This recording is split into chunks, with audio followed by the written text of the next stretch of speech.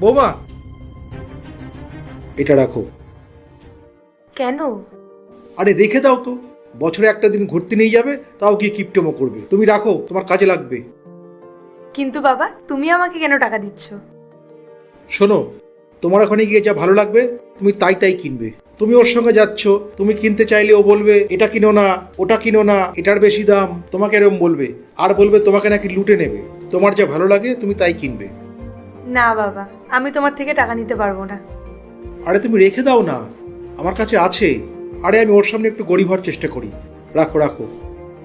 না বাবা। আরে রেখে দাও। আর শোনো, ওখানে গিয়ে পাহাড়ি টুপি পাওয়া যায়, পারলে একটা এনো আমার জন্য। আমার ভীষণ পছন্দ টুপিগুলো। ঠিক আছে বাবা, থ্যাংক ইউ। পায়েল,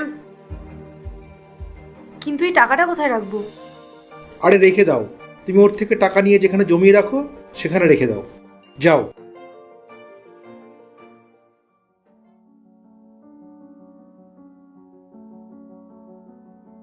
কটার সময় খেতে পাবো আজকে? যাচ্ছি মা, এখনই খাবার বানাচ্ছি। আসলে আমার না চোখ লেগে গেছিল, আর অনেক দেরিতে ঘুমটা ভেঙেছে। আমি 1 ঘন্টার মধ্যে সবজিগুলো কেটে রান্না করে দিচ্ছি। কি লাভ তাতে? তোমার খাবার বানাতে বানাতে তো রাত্রি 10টা বেজে যাবে, আর আমার খাওয়ার টাইমটাও চলে যাবে। কি তাই তো? দেখো বৌমা, আমার রাত 9টার মধ্যে খাবার চাই। 9টার পরে আমার খিদে পায় না। সরি মা, আমি তাড়াতাড়ি করে দিচ্ছি। তাড়াতাড়ি খাবার বানিয়ে কি হবে? তোমার রান্না করা খাবার তো আজকে কেউ খাবেই না। এমন বলো না মা, আমি জানি না কি করে দেরি হয়ে গেল। আমি সত্যিই ঘুমিয়ে পড়েছিলাম। দেখো, অত কিছু আমি জানি না। কেউ ঘুমাক কি জাগুক সেটা আমার দেখে লাভ নেই। আমি যখন খাই তখনই খাবো। হ্যাঁ, তুমি একদম ঠিক বলেছো। সরি মা, আমি কথা দিচ্ছি আর কোনোদিনও এমন হবে না। আরে তোমাকে বলছি না, তোমার বানানো খাবার কেউ খাবে না আজকে। আজকে মানে? আরে বাড়িতে কি 2বার করে রান্না হবে নাকি আজকে?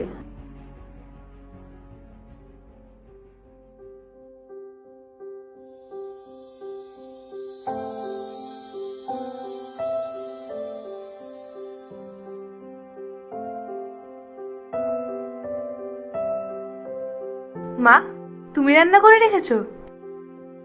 হ্যাঁ, কেন? তোমার উপরেই কি সব রান্নার দায়ভার দেওয়া আছে নাকি? তুমি ঘুমাচ্ছিলে তাই আমি করে নিয়েছি। যদি আমি ঘুমাই আর কেউ যদি পার্ট 2 দেখতে সাবস্ক্রাইব করো ভেলকু 78M।